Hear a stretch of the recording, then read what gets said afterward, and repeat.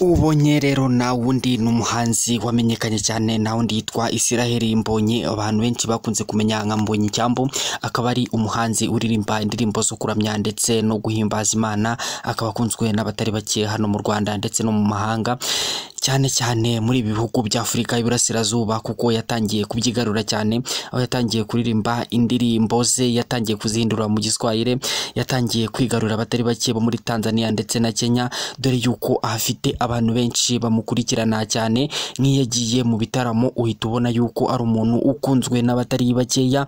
Aha barabera igitaramo huzura abantu benshi bakaza baje kwitabira igitaramo yakoze, bigaragara rero yuko ari umuntu ukunzwe n'abantu benshi cyane. Byagira hano mu Rwanda rero akaba ari umwe mu bantu mu bahanzi baririmba indirimbo zo kuramya ndetse no guhimbaza Imana bakunzwe cyane. Uyu muhanzi rero ni umwe mu bahanzi bazamutse ku bitangaza by'Imana, batazamutse ku kigero gihambaye kandi bazamuka vuba, ndetse rimwe na rimwe nawe akavuga yuko nawe atazi uko bigenda, ari Imana ibikora, ari Imana ibyikorera, kandi nanone akaba ayishima cyane. Uyu munsi rero niyo mpamvu twagarutse tugira ngo tuvuge ubundi uyu muhanzi iyo atari mu muziki, atari ku rubyiniro, ubundi ni iki kindi aba ari gukora mu rugo, aba ari mu biki, ni biki aba ahugiyemo. Uyu munsi rero nibyo tugiye kuba twakugezaho kugira ngo nawe ubashe kuba wasobanukirwa ubundi uyu muhanzi ni muntu ki, akunda ibiki mu buzima busanzwe, uretse ibyo umuziho byo mu muziki, byo kuba atarama abantu benshi bakishima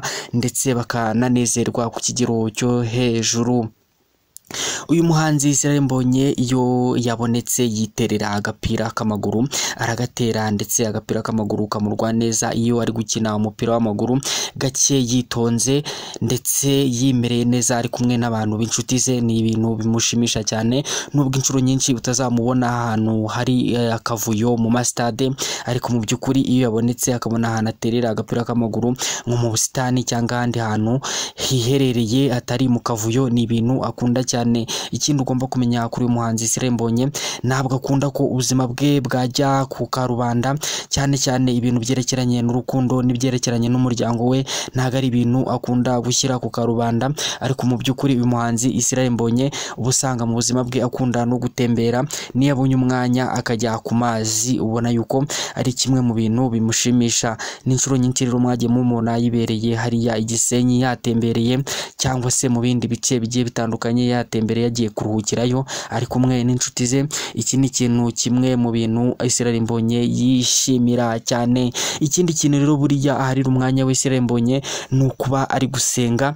Iyo atari kumubona inshuro nyinshi, akenshi aba ari mu masengesho. Ni umuntu ukunda gusenga cyane, ni umuntu ukunda kuragiza ibikorwa bye Imana, kandi kuko mu by'ukuri ubona ko Imana yamukoreye ibitangaza, bigatuma yashimisha abatari bake, agashimisha Abanyarwanda, agashimisha n'abo hanze y'u Rwanda.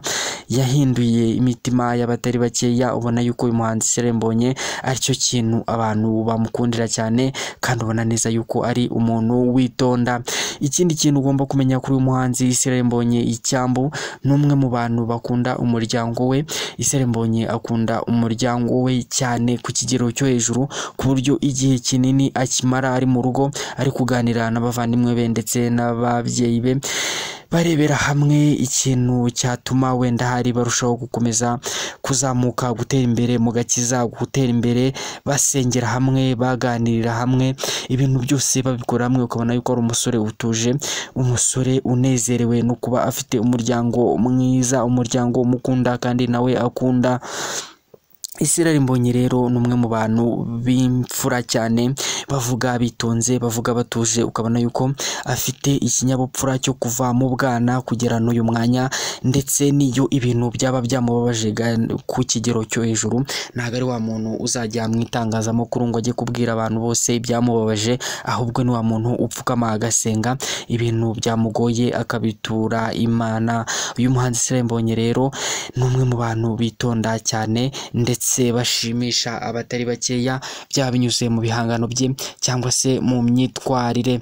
Uyu muhanzi Israel Mbonyi ntabwo ari inshuro nkeya yagiye abeshyerwa ko yateye abakobwa batandukanye inda. Ibi rero nta kindi ni bya bindi by'ibigeragezo abantu basenga bakunda guhura nabyo rero iyo abibonye akabyitegereza ntacyo abivugaho, ahubwo arapfukama agasenga akiragiza Imana, kuko rimwe na rimwe uba usanga abantu bagenda bamubeshyera bitewe n'uko ari umuhanzi usenga, ari umuhanzi uririmba indirimbo zo kuramya no guhimbaza Imana. Kandi murabizi neza yuko abantu basenga akenshi uba usanga bakunda guhura n'ibigeragezo bitari bikeya, ariko we kugira ngo arusheho kubinyuramo neza kandi yemye arapfukama agasenga. Niyo mpamvu umwanya we awuharira kuba ari gusenga cyangwa se ari kumwe n'umuryango we. Ibyo ni bimwe rero twagarukaga ku buzima bw'uyu muhanzi Israel Mbonyi, umuhanzi w'imfura cyane, umuhanzi ushimisha abatari bake, umuhanzi womoye ibikomere by'abatari bake binyuze mu ndirimbo nyinshi yagiye aririmba.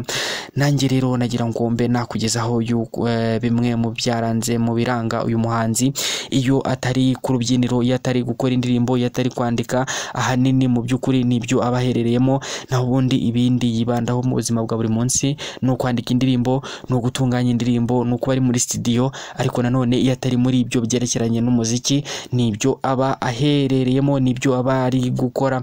Tugushimira yuko rero nawe wabanye natwe muri iki kiganiro kandi ukunze kuba uri kumwe natwe mu biganiro byacu bya buri munsi.